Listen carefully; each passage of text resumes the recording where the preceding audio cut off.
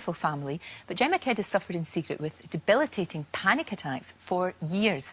She joins me now, and you know what? It's lovely to see you. Always great to see you. I had absolutely no idea that you suffered from this. Nobody did they? Well, I was very, very good at hiding it because I was so mortified. I was so embarrassed by having them that I just never told anyone, and I just sort of suffered in silence.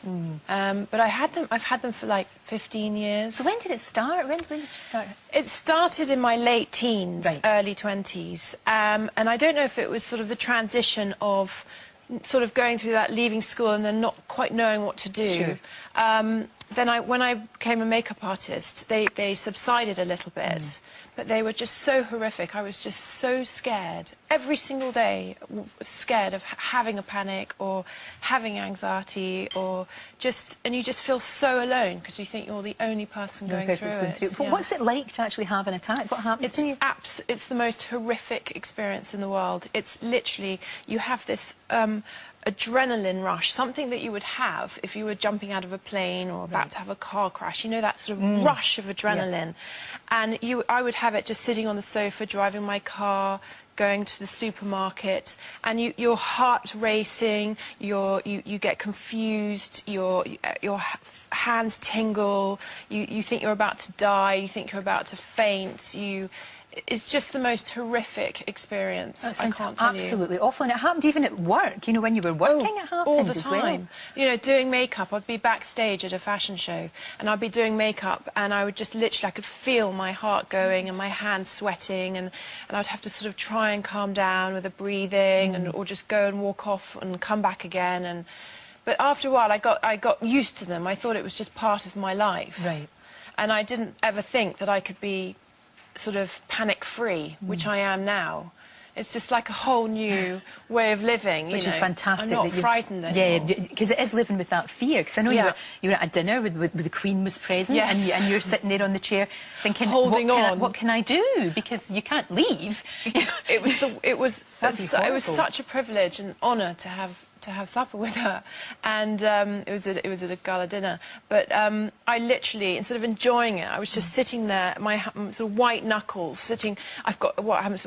How can I get out of here? What happens if I have a heart attack? What happens if I pass out on the floor? And that was I couldn't hear any conversation. I couldn't enjoy the evening because you're so concentrating on trying to keep things under control. So how did you manage to sort it? What happened? Well, it was.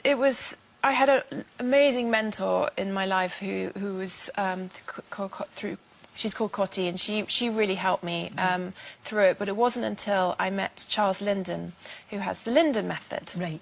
And I went on a retreat for 3 days, and I did the method, and it really just brought me out and made me understand what anxiety and panic attacks are. And not be frightened of them. And I had to retrain my brain because they're actually habit forming. Because I thought it was a mental illness. I thought I was sort of mentally ill. I thought I was going mad. But it's not that at all. It's a habit. And you sort of... You know, like I drive down the motorway all the time, and I stopped doing that when I had panic attacks because I was so scared that I was going to have one on the middle of the motorway. Exactly. You might have an accident. I knew every single exit on the M4 of how to get off.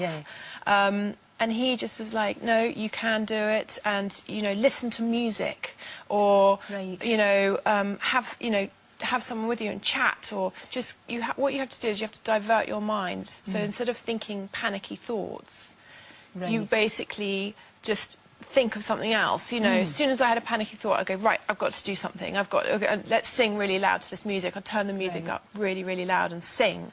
And that really helped. Well, that makes sense. I mean, that makes perfect sense. That's just common sense in a way, isn't it? Absolutely. And of course, now you're very, very happy. I know you've got a beautiful man and beautiful two gorgeous, gorgeous kids, little twins that you've got, which is absolutely fantastic. May and Arthur, isn't it? Yes. And what age are they now? They're 14 months. Oh, they're absolutely gorgeous. And are you, I mean, now because you've got such a settled life, you're very, very happy, is that, as well as the technique that you've used, is that all together I think helped? Absolutely. And just keeping busy. Because when you have panic and anxiety, you stop doing things because you're too frightened to do them. But see, in that, you've got to do the opposite. You've got to keep busy, keep doing things. Don't let it control you. you know, you control it, you know, and after a while it just subsides, you know, when you sort of ignore it, because it can completely take control of you. And if you just go, no, I'm in control. That's good. Because I can do this. It's so common, though, Jemma. It's so common. It's 1 so in 10 common. they think, but actually it's probably more than that. I would think more than that, to be probably honest. is a lot more than that. And there is help. I mean, you're living proof of that. You can actually do it, and you don't have to suffer in silence. Because we've had a huge response from people saying, I thought I was the only one, and people look at you and think you're this golden girl, that it's Everyone all thought fine. my life do you know was what I mean? perfect. Yes. And I said, you just have no idea. You don't know what's going on inside.